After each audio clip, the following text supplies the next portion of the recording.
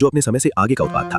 Nintendo इसे Mario के साथ बेचने की सोच रहा था, लेकिन हैंक ने कहा कि ऐसा करने से ये सिर्फ बच्चों तक सीमित रह जाएगा। अगर इसे पूरी दुनिया में लाखों लोगों तक पहुंचाना है तो इसे टेट्रिस के साथ जोड़ना होगा।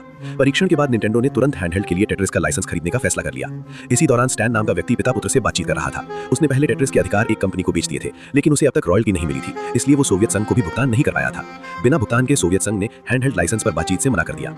उधर हैंक भी वहां पहुंच गया और पूछा कि क्या उनके पास हैंडहेल्ड के अधिकार हैं। केविन ने झूठ बोलते हुए कहा कि स्टैन के पास सभी अधिकार हैं। जब हैंक कीमत की बात करने ही वाला था तो केविन ने उसे बाहर निकाल दिया। केविन ने स्टैन पर दबाव डाला कि वो पूरा कॉन्ट्रैक्ट लाए जिसमें हैंडहेल्ड अधिकार भी हों। केविन ने अपने पिता से सोवियत संघ को रॉयल्टी देने की बात कही, लेकिन पिता ने मना कर दिया। उनका कहना था कि वे सोवियत नेता गुर्बचेव के दोस्त हैं, इसलिए उन्हें चिंता करने की जरूरत नहीं। हैंक ने इमारत के बाहर स्टैन को रोका और सीधे हैंडहेल्ड लाइसेंस खरीदने की पेशकश की। स्टैन के पास असल में कोई अधिकार नहीं था, लेकिन $25,000 की बात सुनते ही वो मान गया। लेकिन जापान लौटते ही हैंक को खबर मिली कि स्टैन वही लाइसेंस $1 लाख में अटारी को बेच रहा है। केविन गुस्से में स्टैन के पास पहुंचा। सच सामने आ गया कि स्टैन के पास कोई हैंडहेल्ड अधिकार नहीं थे। केविन ने तुरंत रिश्ता तोड़ दिया और खुद सोवियत संघ जाने का फैसला किया। हैंक ने भी मॉस्को जाने का निश्चय किया। बिजनेस वीजा में महीने लगते, इसलिए उसने टूरिस्ट बनकर जाने का फैसला किया, जो उस समय सोवियत संघ में गंभीर अपराध था। उसे केजीबी के हाथ पड़ने का डर था। निंटेंडो ने उसे रोकने की कोशिश की, लेकिन अगर वो लाइसेंस नहीं लाता तो सब कुछ खो देता। मॉस्को पहुंचते ही एयरपोर्ट पर उससे सख्ती से पूछताछ हुई। अमेरिका में रहने की जानकारी मिलते ही उसका पासपोर्ट केजीबी को भेज दिया गया। होटल में भी उसके बारे में रिपोर्ट कर दी गई।